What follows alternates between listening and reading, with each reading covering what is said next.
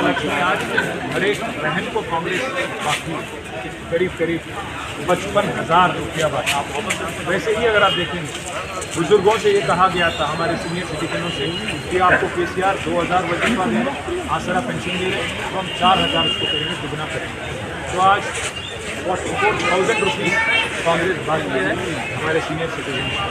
वैसे ही हमारे किसान भाई से भी कहा था कि 10,000 नहीं 15,000 देंगे, तो आज हमारे किसान भाई को भी कर्जा है कांग्रेस से।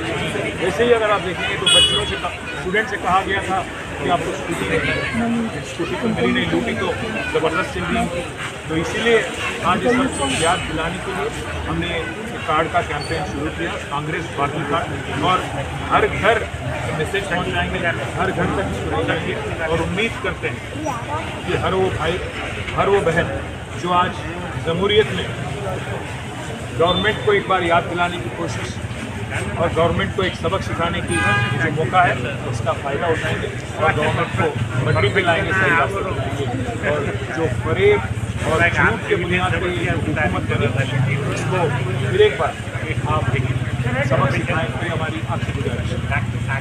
పెద్దలు కాంగ్రెస్ పార్టీ పెద్దలు ఏమనుకున్నారంటే ప్రజల జ్ఞాపక శక్తి చాలా తక్కువ, 100 రోజుల్లో అరిచేతిలో స్వర్గం చూపెట్టి నోటికొచ్చిన వాగ్దానాలు చేసి తర్వాత మర్చిపోయినా అడిగేవాళ్ళు ఎవరు లేరని చెప్పి వాళ్ళ ఇష్టం వచ్చిన వాగ్దానాలు చేసి అడ్డగోలు హామీలు ఇచ్చి గద్దెనెక్కిన తర్వాత తప్పించుకునే ప్రయత్నం చేస్తూ ఉన్నాం. ప్రతి ఆడబిడ్డకి నెలకు 2,500 రూపాయలు ఇస్తామని చెప్పి మాట ఇచ్చి ఇవాళ 100 రోజుల్లోనే దాన్ని అమలు చేస్తామని గ్యారంటీ కార్డులు రాసిచ్చి ఇవాళ దొంగ మాటలు చెప్పి తప్పించుకునే ప్రయత్నం చేస్తున్న కాంగ్రెస్ పార్టీ బుద్ధి చెప్పడానికి ఈ కాంగ్రెస్ బాకీ కార్డును రూపొందించాము, ఇంటింటికి తీసుకొని పోతా ఉన్నాం. ఆ క్రమంలో ఈరోజు షేక్పేటలో మా నాయకులు ప్రదీప్ గారు, మా డివిజన్ అధ్యక్షులు, అట్లాగే మా ఇన్ఛార్జ్ గారు ఇక్కడ శ్రవణ్ గారు, ముతా జయసింహ గారు, వారి నాయకత్వంలో, ఇంకా మిగతా మిత్రుల నాయకత్వంలో దీన్ని ఇంటింటికి తీసుకొని పోతా ఉన్నాం. ఒక మహిళలకే కాదు, కాంగ్రెస్ పార్టీ అందరికీ ద్రోహం చేసింది. రైతులకు 15,000 రైతు బంధు అన్నారు, వాళ్ళతో మోసమే చేసినారు. పిల్లలకు 2 లక్షల ఉద్యోగాలు అన్నారు, నిరుద్యోగ వృత్తి అన్నారు.